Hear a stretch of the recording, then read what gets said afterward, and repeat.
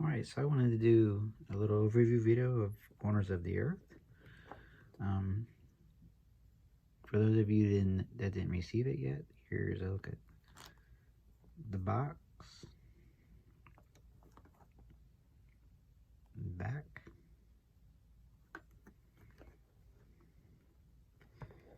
see, so comes with the rule book with some illustrations and samples and a little play reference in the back, and then you have your cards, which every game the cards are all shuffled together when you get them from the Game Crafter.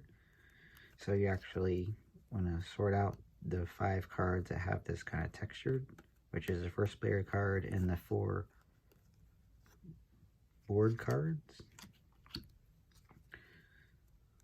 Alright, and then you want your 4 player pieces. I'm going to show a sample of a 2-player game, so I'm just going to take out, I guess, the yellow and blue.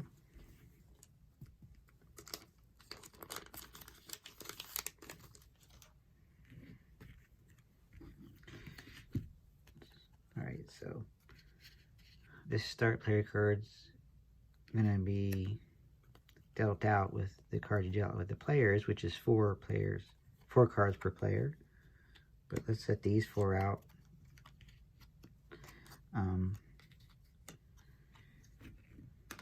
You probably want to set these closest to a player that picks a color. Players will pick a color and an area, and hopefully they're sitting around close to the area. And you want to take the first player card and put it on top of the amount of cards, like I said, for each player, so 8.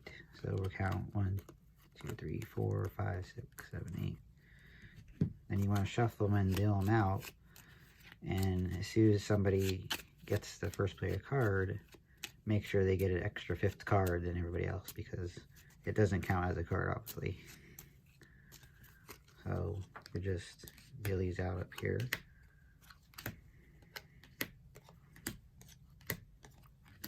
Okay, so this person got the first player card, so we'll give them the extra card.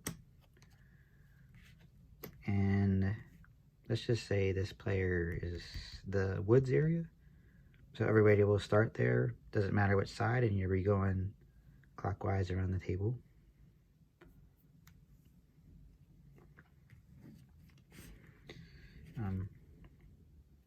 The next you want to take, I guess you guys can still see the draw pile.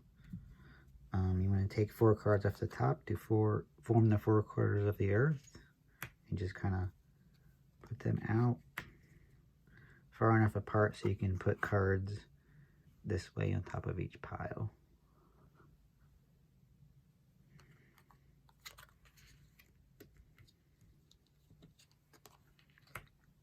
And I'm gonna move everything up a little bit.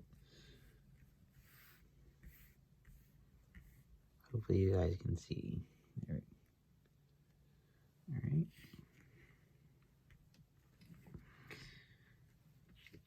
Again, starting with the start player. The point of the game is to get points. And let's just show these cards.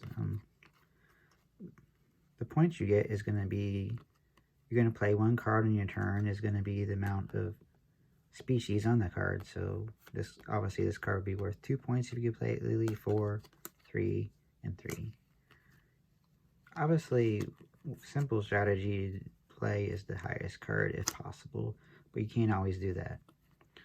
But the point of having each person have a different area is you get a bonus point each turn, and sometimes even when it's not your turn, if somebody happens to land on the area that has majority. To explain that a little better,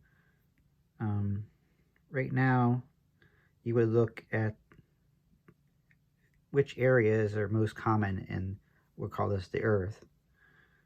We have 3 cave areas, 2 forest, 2 ocean, and 1 desert.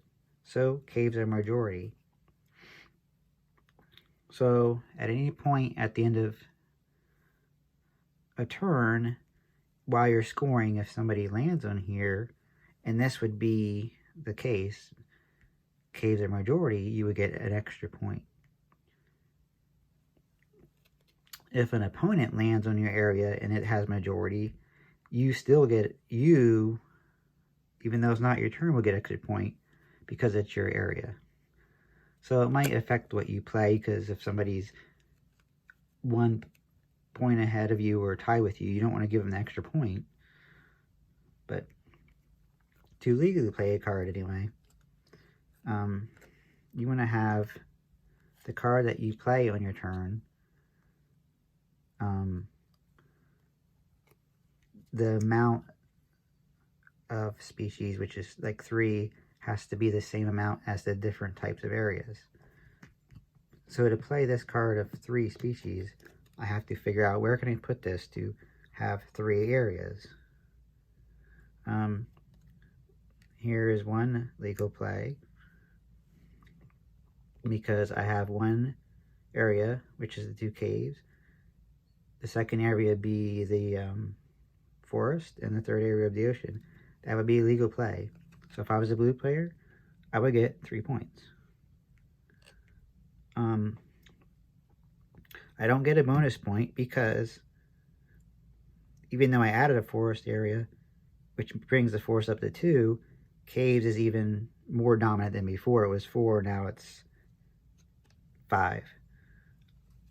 Okay, then to end my turn, I would draw 1 card, and then play with news, move to the next player. And we continue this until someone reaches the last pip of the game, and they might even go over 1. To end, there's 4 rounds of a game. And each round, all players will start on the next area starting the round. So once you've went around the track 4 times, starting with each board area, the game will be over, and we see who has the most points. So that's the basic gist of Corners of the Earth, and I hope you like the little domino-like cards. I can't really compare it to anything else, but let me know any comments in the comment section, or questions, or if I know this has been the most popular selling one so far, so let me know what you guys think. And I'll be sharing some of the other games pretty soon. Thanks.